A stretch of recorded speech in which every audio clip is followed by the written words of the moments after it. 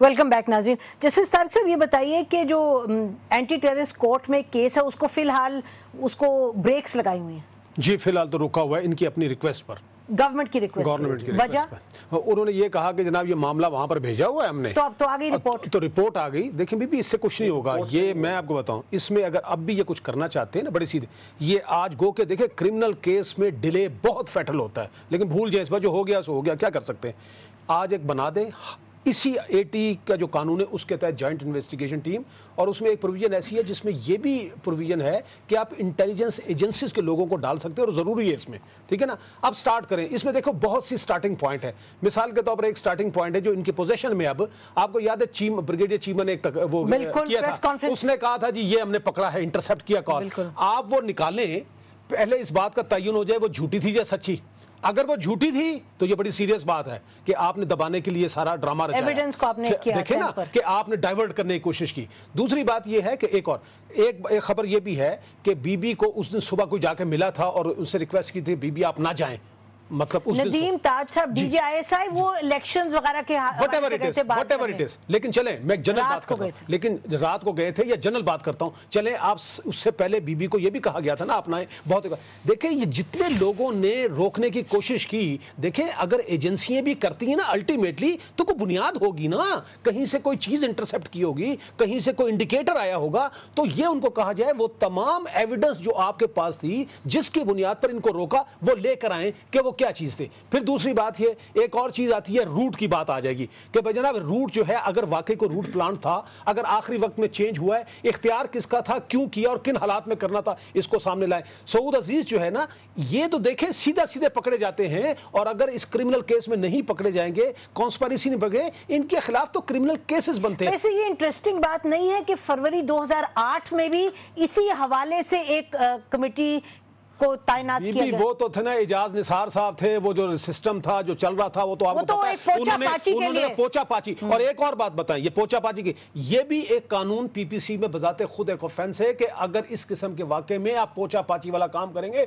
7 سال سزا ہوتی ہے. بی بی 7 سال. دیکھیں نا سعود عزیز سے جو پوچھا جائے گا بھائی تم یہ بتاؤ یہ تم نے کیا کیوں، تم کو پولیس رول نہیں پتا تھا، تم کو قانون نہیں پتا تھا. قانون یہ کہتا ہے کہ جب کوئی ایسا واقعہ ہوگا پولیس آفیشل کا فرض ہے ان رائٹنگ سرجن کو لکھ کے دے گا کہ آپ نے پوسٹ مارٹم کرنا ہے. دبئی کا ٹیلی فون کر کے نہیں پوچھنا. یہ جو منسٹر صاحب جو اس وقت تھے بار بار یہ کہتا ہے جی میں نے زرداری صاحب سے پوچھا. بھائی تمہارا زرداری صاحب سے پوچھنے کا کام کیا ہے؟ زرداری صاحب کو اس سے کوئی تعلق نہیں تھا. دیکھیں نا یہ قانون ہے. ہاں ایک بات ہو سکتی ہے، بعض اوقات کیا ہوتا ہے کہ جو ورثہ ہیں وہ لکھ کے دیتے ہیں جناب نہ کروایا جائے، اس میں کوئی فائدہ نہیں، اور اس میں بھی پھر مجسٹریٹ سے بعض اوقات آرڈر لے لیا جاتا ہے تاکہ پولیس پر کوئی بات نہ ہو. میرا کہنے کی بات یہ اس میں بے شمار ایسی ابتدا ہے جہاں سے آپ شروع کریں گے اور جلد سے جلد کریں گے، لیکن پھر آپ نے ایویڈنس کلیکٹ کرنی ہے، پھر اس میں ایویڈنس کلیکٹ کر کے کورٹ میں پیش کرنی ہے. لیکن پہلا سٹیپ جیسے آپ نے خود فرمایا کہ کرمنل انویسٹیگیشن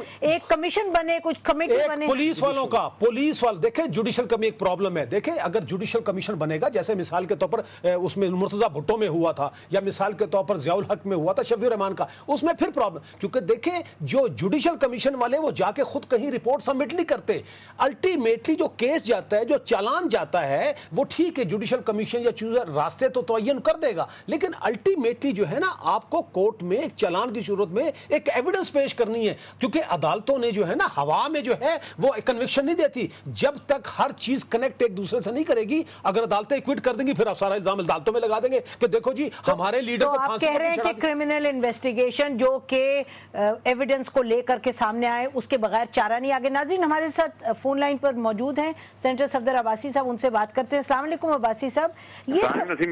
یہ فرمائیے گا کہ آپ کی جو کور کمیٹی کی پارٹی کی میٹنگ ہوئی ہے کوئی 4-5 روز پہلے، اس کور کمیٹی نے یہ کہا کہ ہم میں تسلی ہے جو جوائنٹ انویسٹیگیشن ٹیم جو ایف آئی اے کے تحت جو کام کر رہی ہے we have full confidence in that.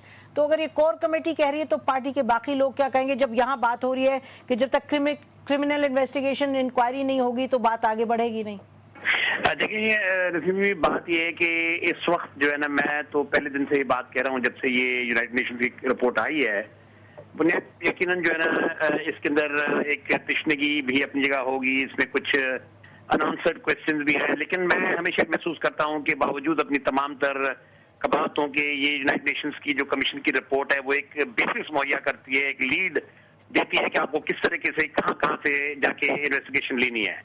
लेकिन अब बुनियादी बात ये है कि क्या हम बैठ के कोई क्रेडिबल क्रिमिनल इन्वेस्टिगेशन करवा सकते हैं या नहीं। इस वक्त मैं मादर के साथ मुझे उन ऑफिसर्स पे यकीन है, वो अच्छे ऑफिसर्स होंगे, लेकिन जब आप FIA के अंदर कोई इन्वेस्टिगेशन कराने जा रहे हैं तो पहले से उस पर क्वेश्चन मार्क्स उठ जाते हैं, क्योंकि FIA बुनियादी तौर पर इंटीरियर मिनिस्ट्री का ऑर्गन है और उसके अंदर मैं नहीं समझता कि मर्डर केसेस को सॉल्व करने के लिए कोई उनके पास इतनी ज्यादा नो हाउ है जितनी कि दूसरे क्रिमिनल इन्वेस्टिगेटर्स के पास होती है।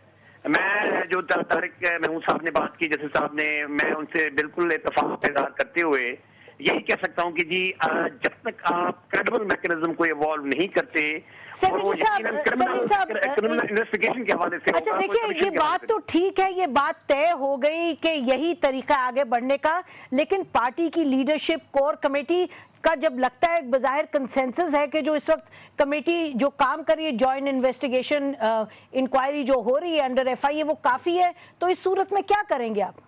देखिए जी, मैं तो बुनियादी तौर पे ये कहूंगा कि जी हमने कोई न पार्टी को सेटिस्फाई करना है, या हमने किसी की ज़ात की अना की तस्कीन करनी है, ना हमने किसी इंडिविजुअल को सेटिस्फाई करना है। मेरे नजदीक जो सेटिस्फेक्शन होनी है वो अवाम की नजर में होनी है कि जी कितना क्रेडिबल मैकेनिज्म पीपल्स पार्टी की हुकूमत ने इवॉल्व किया है, जो कि अल्टीमेटली जाके वो किलर्स को, परपेट्रेटर्स को, प्लानर्स को, फाइनेंशियर्स को और प्लानर्स को जो है ना, या परपेट्रेटर्स को अनर्थ करने के लिए आगे बढ़ाता है। मैं समझता हूँ बुनियादी तौर पे इस वक्त वो सवाल है। अच्छा, अवाम की नजरें लगी हुई हैं, उनकी जब तक आप उनकी सेटिस्फेक्शन नहीं करते तब तक मैं समझता हूँ ये सफदर अब्बासी साहब जो है ना काफी इसकी कबातें सामने आती रहेंगी। सफदर अब्बासी साहब, अभी प्रोग्राम के दौरान चौधरी असलम साहब ने ये इंकशाफ किया, उन्होंने कहा कि बीबी की शहादत के 2-3 रोज बाद आपके घर यहाँ चक शहजाद में सेनेटर फारूक नाइक ने लोगों से रिटन स्टेटमेंट्स ली। बीबी के जो ड्राइवर थे और जो काली गाड़ी में ड्राइवर थे,